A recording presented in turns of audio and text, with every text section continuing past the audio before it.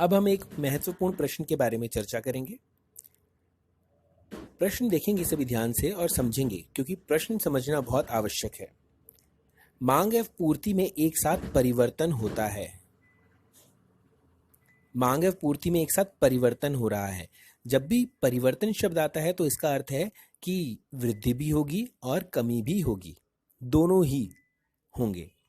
तो मांग और पूर्ति में एक साथ परिवर्तन हो रहा है। अभी तक हमने प्रश्न किए कि मांग में कोई परिवर्तन नहीं है, पूर्ति में परिवर्तन है, या फिर पूर्ति में परिवर्तन नहीं है, मांग में परिवर्तन है। मांग बढ़ रही है या घट रही है। लेकिन यहाँ पर बोल रहा है कि मांग और पूर्ति दोनों में ही परिवर्तन हो रहा है। तो ऐसे में याद रखेंगे, सबसे पहले हम बात करेंगे यदि मांग और पूर्ति दोनों में एक साथ वृद्धि होती है।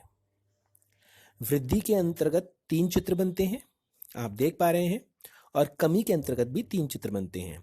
तो अभी हम चर्चा कर रहे हैं यदि मांग और पूर्ति दोनों में एक साथ वृद्धि हो जाए तो इसके 3 चित्र हैं। पहला चित्र आप देख रहे हैं, इसमें आप देखेंगे मांग और पूर्ति दोनों में समान वृद्धि हो रही है। पहला क्या हो गया, मांग और पूर्ति। यदि मांग और पूर्ति में समान वृद्धि हो, जितनी मांग बढ़ रही है उतनी ही पूर्ति बढ़ रही है, तो यहां पर कीमत में कोई परिवर्तन नहीं होता, लेकिन वस्तु की मात्रा बढ़ जाती है। तो संतुलन कीमत कितनी है, ओपी। संतुलन मात्रा ओ क्यू से बढ़कर के ओ क्यू 1 हो जाती है। कब होगी, यदि मांग और पूर्ति दोनों में समान रूप से वृद्धि हो। दूसरा, दोनों में वृद्धि हो रही है मांग और पूर्ति में, लेकिन मांग में अधिक वृद्धि हो रही है। देखेंगे D1 कितना गैप है, लेकिन S1 में कम गैप है। तो मांग में अधिक परिवर्तन होता है, मांग में अधिक वृद्धि होती है, पूर्ति में तुलनात्मक रूप से कम वृद्धि होती है। दोनों में वृद्धि हो रही है, लेकिन मांग में अधिक वृद्धि हो रही है, पूर्ति में कम वृद्धि हो रही है। और ऐसी परिस्थिति में क्या होगा, ऐसी परिस्थिति में कीमत और मात्रा दोनों में वृद्धि होती है, लेकिन कीमत में कम परिवर्तन होता है, कम वृद्धि होती है। देखो, संतुलन कीमत ओपी से बढ़कर OP1 हो गई, लेकिन कितना छोटा गैप है। यहां पर संतुलन मात्रा OQ से बढ़कर OQ1 हो रही है, बढ़ रही है, लेकिन कितना ज्यादा गैप है। तो यहां पर दोनों में ही वृद्धि होती है, लेकिन कीमत की तुलना में मात्रा में अधिक वृद्धि होती है। कब होगा, जब मांग में अधिक वृद्धि हो और पूर्ति में कम वृद्धि हो। यदि हम इसका उल्टा कर दें तो तीसरी सिचुएशन बन जाती है। इसमें क्या हो रहा है, मांग में कम कमी हो रही है। देखो, मांग में कम कमी हो रही है, और मांग में अधिक वृद्धि हो रही है और पूर्ति में उससे भी ज्यादा वृद्धि हो रही है। तो मांग में जो है वृद्धि वो कम है और पूर्ति में वृद्धि अधिक है। दोनों ही बढ़ रहे हैं, लेकिन मांग कम बढ़ रहा है, पूर्ति ज्यादा। तो तीसरी सिचुएशन क्या है कि मांग की तुलना में पूर्ति में अधिक वृद्धि हो। तो ऐसे में संतुलन कैसे स्थापित करेंगे, यहां पर एक क्लियर कर दूं, जो नया मांग वक्र है D1 और जो नया पूर्ति वक्र है S1 ये एक दूसरे को जहां पर काटेंगे, वहीं पर क्या होगा, नया बाजार संतुलन होगा, जैसे E1 पर दिखाया है।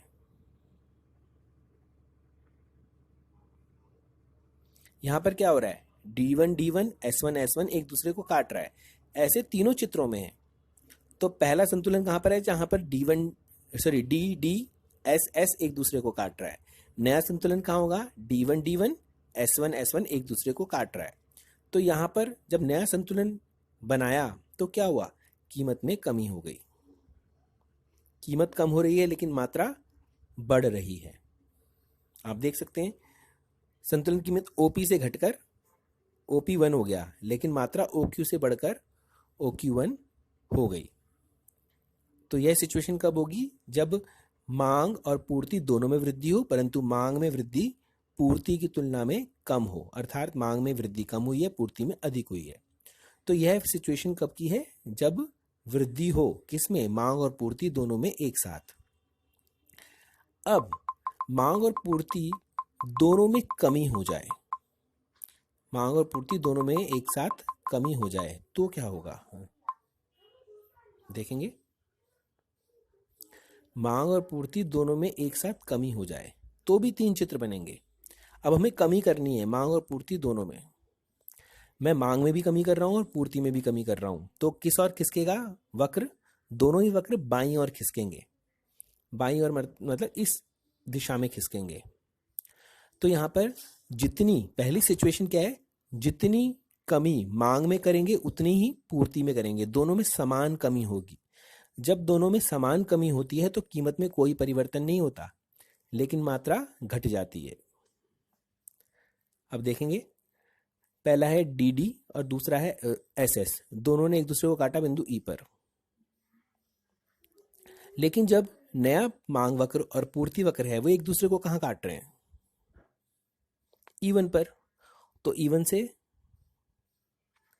यहां पर और ये, तो कीमत में कोई परिवर्तन नहीं हो रहा, लेकिन जो हमारी साम्य या संतुलन मात्रा है OQ से घटकर OQ1 हो जाती है।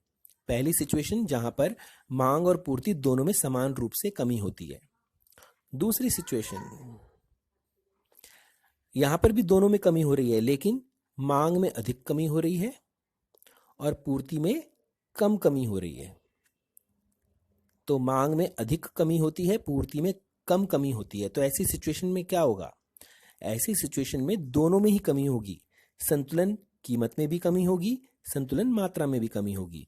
जो नया S1 और D1 है वे एक दूसरे को कहां काट रहे हैं, बिंदु E1 पर।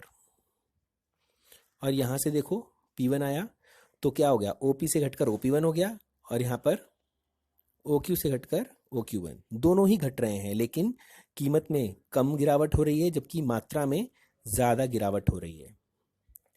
तीसरी सिचुएशन, यहां पर भी दोनों घट रहे हैं, मांग और पूर्ति, लेकिन अब उल्टा हो रहा है, मांग में कम कमी हो रही है और पूर्ति में अधिक हो रही है। देखो, मांग कम गिर रही है, पूर्ति ज्यादा गिर रही है, कितना गैप है। तो ऐसी सिचुएशन में क्या होगा, नया D1 S1 एक दूसरे को कहां काटेंगे, बिंदु E1 पर। तो उसके हिसाब से क्या हो रहा है, उसके हिसाब से कीमत बढ़ रही है।